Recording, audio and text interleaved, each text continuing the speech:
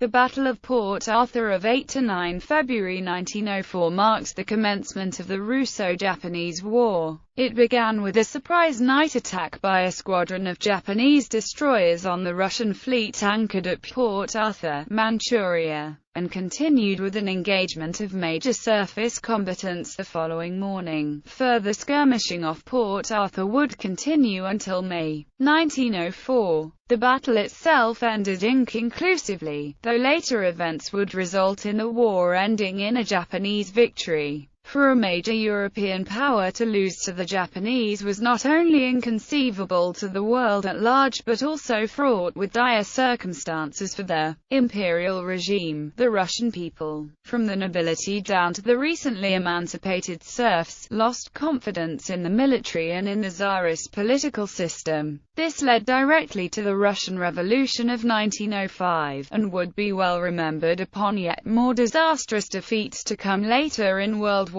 I. Background: the opening stage of the Russo-Japanese War began with preemptive strikes by the Imperial Japanese Navy against the Russian Pacific Fleet based at Port Arthur and at Chimolpo. Admiral Togo's initial plan was to swoop down upon Port Arthur with the 1st Division of the Combined Fleet, consisting of the 6 pre-dreadnought battleships Hatsu's, Shikishima, Asahi, Fuji, and Yashima, led by the flagship Mikasa, and the 2nd Division, consisting of the armored cruisers Iwata, Azuma, Izumo, Yakumo, and Tokiwa. These capital ships and cruisers were accompanied by some 15 destroyers and around 20 smaller torpedo boats. In reserve were the cruisers Kasai, Chitos, Takasago, and Yoshino. With this large, well-trained and well-armed force, and surprise on his side, Admiral Togo hoped to deliver a crushing blow to the Russian fleet soon after the severance of diplomatic relations between the Japanese and Russian governments. On the Russian side, Admiral Stark had the pre-dreadnought battleships Petropavlovsk, Sevastopol, Peresvet, Pobeda, Poltava, Zazarevich, and Ritvizan, supported by the armored cruiser Bayan and the protected cruisers Pallade, Diana, Askold, Novik, and Boyarin, all based within the protection of the fortified naval base of Port Arthur. However, the defences of Port Arthur were not as strong as they could have been, as few of the shore artillery batteries were operational. Funds for improving the defences had been diverted to nearby Dalny, and most of the officer corps was celebrating at a party being hosted by Admiral Stark on the night of the 9th of February 1904, as Admiral Togo had received false information from local spies in and around Port Arthur that the garrisons of the forts guarding the port were on full alert. He was unwilling to risk his precious capital ships to the Russian shore artillery and therefore held back his main battle fleet. Instead, the destroyer force was split into 2 attack squadrons, one squadron with the 1st, 2nd, and 3rd flotillas to attack Port Arthur, and the other squadron, with the 4th and 5th flotillas, to attack the Russian base at Delny. The night attack of 8–9 February 1904. At about 22:30 on Monday, the 8th of February 1904, the Port Arthur attack squadron of 10 destroyers encountered patrolling Russian destroyers. The Russians were under orders not to initiate combat, and turned to report the contact to headquarters. However, as a result of the encounter, 2 Japanese destroyers collided and fell behind and the remainder became scattered. At circa 0:28 on the 9th of February, the first 4 Japanese destroyers approached the port of Port Arthur without being observed, and launched a torpedo attack against the Pallade and the Ritvizan.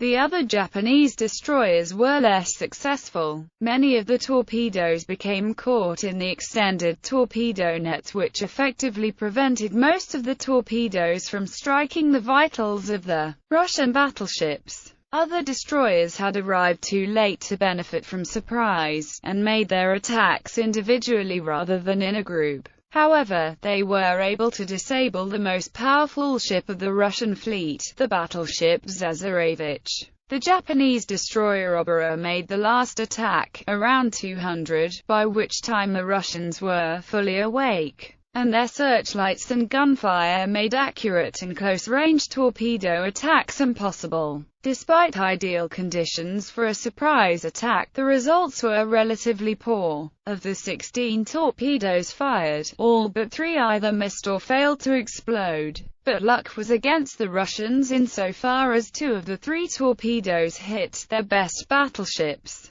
The Ritvizan and the Zezarevich were put out of action for weeks, as was the protected cruiser Paladay. Surface engagement of 9 February 1904. Following the night attack, Admiral Togo sent his subordinate, Vice Admiral Shigeto Dewa, with 4 cruisers on a reconnaissance mission at 800 to look into the Port Arthur anchorage and to assess the damage. By 900 Admiral Dewa was close enough to make out the Russian fleet through the morning mist. He observed 12 battleships and cruisers, 3 or 4 of which seemed to be badly listing or to be aground. The smaller vessels outside the harbour entrance were in apparent disarray. Dewa approached to about 7,500 yards of the harbour, but as no notice was taken of the Japanese ships, he was convinced that the night attack had successfully paralyzed the Russian fleet, and sped off to report to Admiral Togo, unaware that the Russian fleet was getting ready for battle. Dewa urged Admiral Togo that the moment was extremely advantageous for the main fleet to quickly attack, although Togo would have preferred luring the Russian fleet away from the protection of the shore batteries.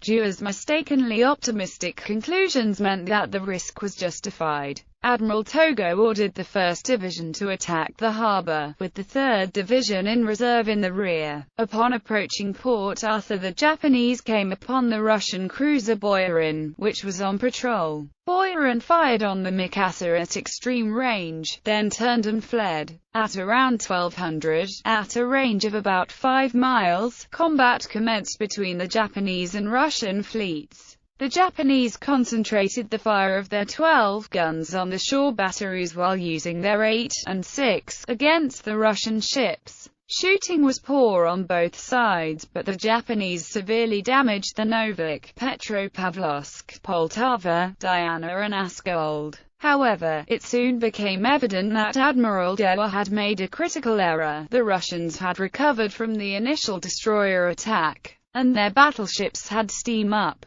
In the first 5 minutes of the battle, Mikasa was hit by a ricocheting shell, which burst over her, wounding the chief engineer, the flag lieutenant, and 5 other officers and men, wrecking the aft bridge. At 12:20, Admiral Togo decided to reverse course and escape the trap. It was a highly risky maneuver that exposed the fleet to the full brunt of the Russian shore batteries. Despite the heavy firing, the Japanese battleships completed the maneuver and rapidly withdrew out of range. The Shikishima, Mikasa, Fuji, and Hatsu's all took damage, receiving 7 hits amongst them. Several hits were also made on Admiral Hikonojo Kamimura's cruisers as they reached the turning point. The Russians in return had received about 5 hits, distributed amongst the battleships Petropavlovsk, Pobeda, Poltava, and the Sevastopol. During this same time, the cruiser Novik had closed to within 3,300 yards of the Japanese cruisers and launched a torpedo salvo.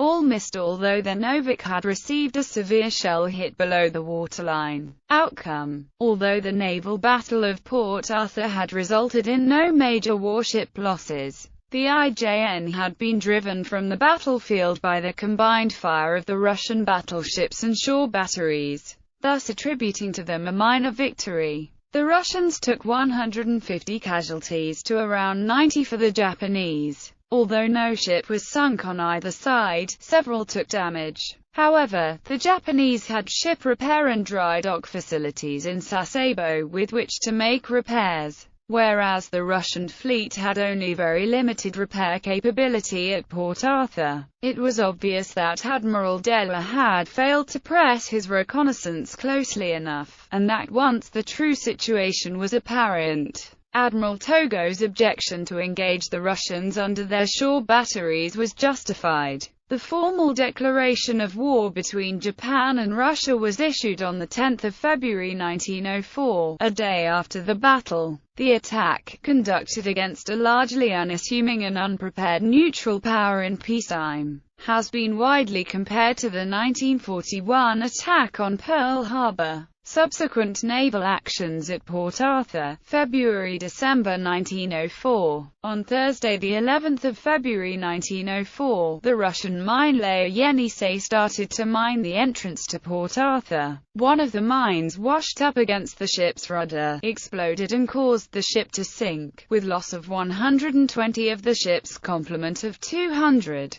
Yenisei also sank with the only map indicating the position of the mines. The Boyarin, sent to investigate the accident, also struck a mine and was abandoned, although staying afloat. She sank 2 days later after hitting a second mine. Admiral Togo set sail from Sasebo again on Sunday 14 February 1904, with all ships except for Fuji. On the morning of Wednesday 24 February 1904, an attempt was made to scuttle 5 old transport vessels to block the entry to Port Arthur, sealing the Russian fleet inside. The plan was foiled by Riedvision, which was still grounded outside the harbour. In the poor light, the Russians mistook the old transports for battleships, and an exultant Viceroy Yevgeny Alexeyev telegraphed the Tsar of his great naval victory. After daylight revealed the truth, a second telegram needed to be sent. On Tuesday, 8 March 1904, Russian Admiral Stepan Makarov arrived in Port Arthur to assume command from the unfortunate Admiral Stark, thus raising Russian morale. He raised his flag on the newly repaired Askold.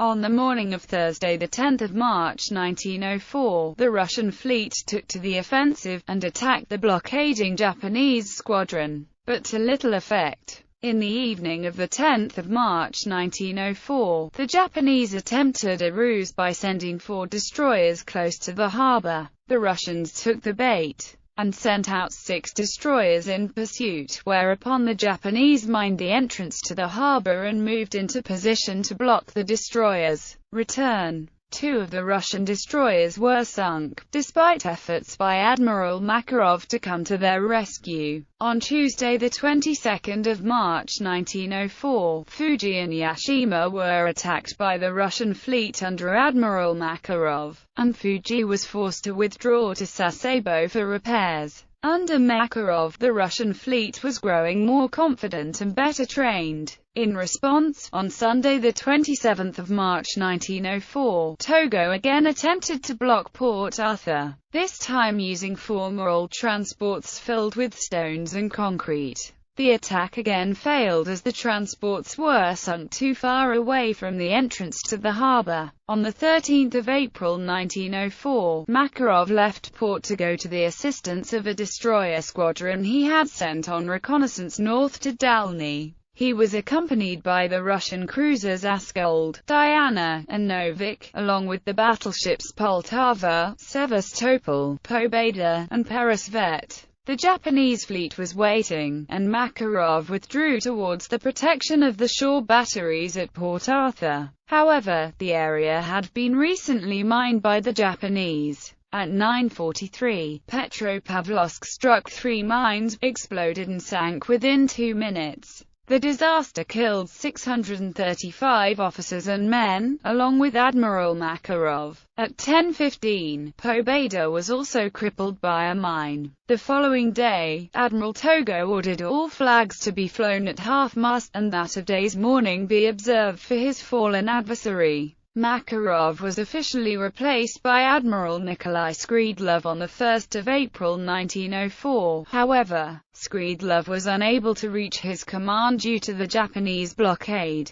and remained at Vladivostok overseeing command of the Vladivostok cruiser squadron until recalled to St. Petersburg on 20 December. On 3 May 1904, Admiral Togo made his third and final attempt at blocking the entrance to Port Arthur, this time with 8 old transports. This attempt also failed, but Togo proclaimed it to be a success, thus clearing the way for the Japanese Second Army to land in Manchuria. Although Port Arthur was as good as blocked, due to the lack of initiative by Makarov's successors, Japanese naval losses began to mount, largely due to Russian mines. On 15 May, two Japanese battleships, the 12,320-ton Yashima and the 15,300-ton Hatsus, sank in a Russian minefield off Port Arthur after they both struck at least 2 mines each, eliminating one-third of Japan's battleship force. The worst day for the Japanese Navy during the war. Further naval operations from Port Arthur resulted in 2 breakout attempts by the Russians.